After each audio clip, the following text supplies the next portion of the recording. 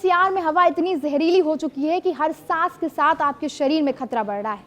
PM 2.5 नाम के छोटे छोटे कण, जिन्हें आप नहीं देख सकते, सीधे आपके DNA को नुकसान पहुंचा सकते हैं और गंभीर रोग जैसे कैंसर का जोखिम बढ़ा सकते हैं। INRC ने इन्हें ग्रैंड 1 कार्सिनोजन घोषित किया है, यानी वैश्विक तौर पर यह प्रमाणित किया गया है कि ये कण कैंसर का कारण बन सकते हैं। आज के इस वीडियो में हम आपको विस्तार से बताएंगे कि आखिर PM 2.5 है क्या, ये आपके शरीर में कैसे असर डालता है, स्वास्थ्य पर इसके खतरनाक प्रभाव और सबसे अहम, आप खुद को और अपने परिवार को इससे कैसे बचा सकते हैं।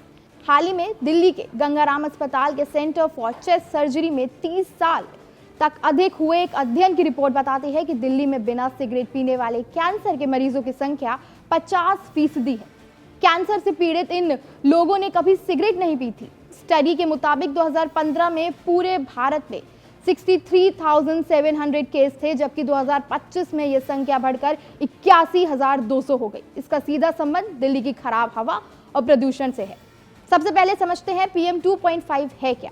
PM का मतलब है पार्टिकुलेट मैटर, यानी छोटे छोटे धूल और धुएं के कण। PM 2.5 का साइज सिर्फ 2.5 माइक्रो किलोमीटर होता है, यानी ये इतना छोटा होता है कि ये आपकी आंखों से दिखाई नहीं देता। ये छोटे कण हवा में लंबे समय तक रह सकते हैं और सांस के जरिए आपके फेफड़े और खून तक पहुंच सकते हैं। विशेषज्ञ बताते हैं कि लगातार इन कणों के संपर्क में रहने से आपके शरीर में ऑक्सीडेटिव स्ट्रेस पैदा होता है, जो DNA को नुकसान पहुंचाता है और कैंसर जैसी गंभीर बीमारियों का जोखिम बढ़ाता है। दिल्ली NCR की हवा खासकर सर्दियों में लगातार AQI 300 से 400 के ऊपर रहता है। अब ये भी समझ लीजिए कि सुरक्षित AQI है क्या। 0 से 50, मॉडरेट AQI की बात करें तो 51 से 100 के बीच में जो रहे। अनहेल्दी AQI की बात करें तो जो 151 से 200 के बीच में रहे, और अनहेल्दी की बात करें तो 201 से 300। इसका मतलब है कि हमारे शहर की हवा लंबे समय तक स्वास्थ्य के लिए बहुत खतरनाक स्तर पर है। कारण औद्योगिक धुआं, वाहनों का धुआं, ठोस ईंधन जलाना जैसे खाना पकाने के लिए कोयला या लकड़ी का इस्तेमाल करना, ठंडी हवाओं में धुएं का जमाव। विशेषज्ञों का कहना है कि लगातार इतने खतरनाक स्तर की हवा में रहने से फेफड़ों का कैंसर, ब्लड कैंसर और हृदय रोग होने का खतरा बढ़ सकता है। सीधे स्वास्थ्य पर कई तरह के असर पड़ सकते हैं। फेफड़ों पर असर, ये छोटे कण फेफड़ों में जमा होकर सांस लेने की दिक्कत और लंग्स कैंसर जैसे कारण बन सकते हैं। हृदय रोग रक्त में प्रवेश कर धमनियों में सूजन और ब्लड प्रेशर बढ़ा सकते हैं। DNA नुकसान, लंबे समय तक संपर्क से शरीर में कैंसर विकसित होने का जोखिम। बच्चों को और बुजुर्गों पर खतरा, बच्चों में अस्थमा और विकास में रुकावट, बुजुर्गों में हृदय संबंधी बीमारी। विश्व स्वास्थ्य संगठन यानी WHO भी बताता है कि सालों तक PM 2.5 के संपर्क में रहने से जीवन प्रत्याशा में कमी आती है। लेकिन डरने की जरूरत नहीं है।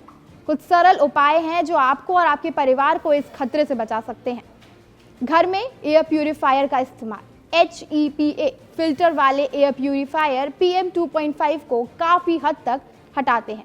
मास्क पहन के बाहर निकलें। N95 या N99 मास्क का इस्तेमाल जरूर करें। खिड़कियां बंद रखें।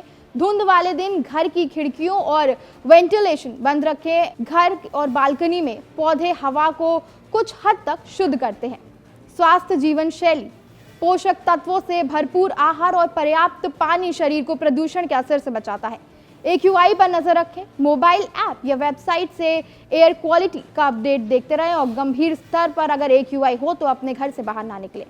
विशेषज्ञ और सरकार की रिपोर्ट साफ कहती है कि अगर दिल्ली NCR में अन्य शहरों में ये प्रदूषण इसी तरह बढ़ता रहा तो स्वास्थ्य पर काफी गंभीर असर पड़ सकता है।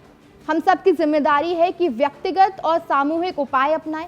सड़क पर वाहनों की संख्या कम करें, प्लास्टिक और ठोस ईंधन के जलाने को कम करें और परिवार को सुरक्षित रखें। दिल्ली में प्रदूषण का स्तर अभी भी बहुत खराब श्रेणी में है।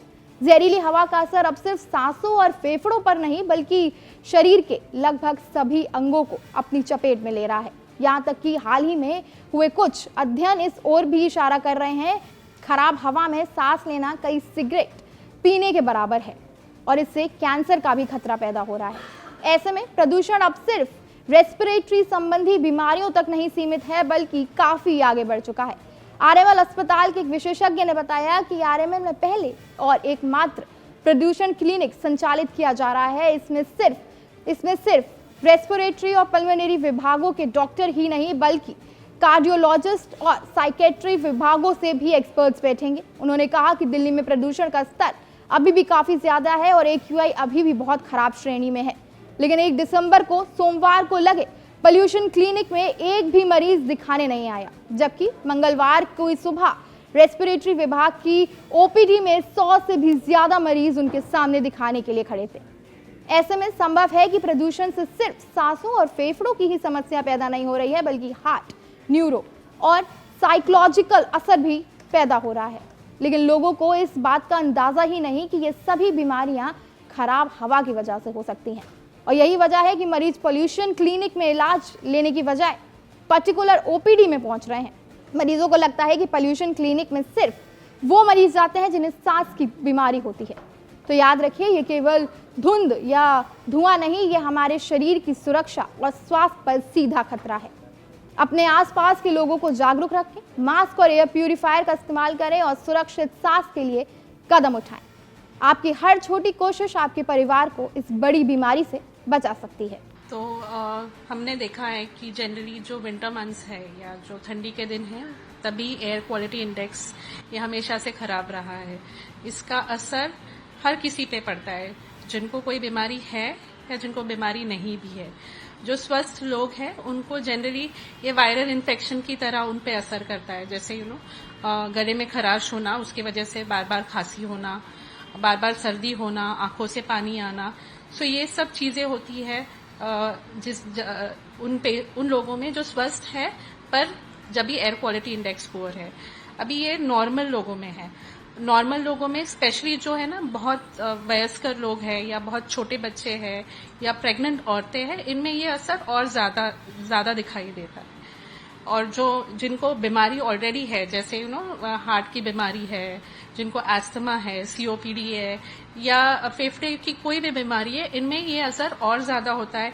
इनमें खांसी की तकलीफ और ज्यादा बढ़ जाती है, इनमें सांस की तकलीफ और ज्यादा बढ़ जाती है। तो ये जो पुअर एयर क्वालिटी है, ये सभी को असर करता है, जिनको बीमारी है भी और जिनको बीमारी नहीं भी।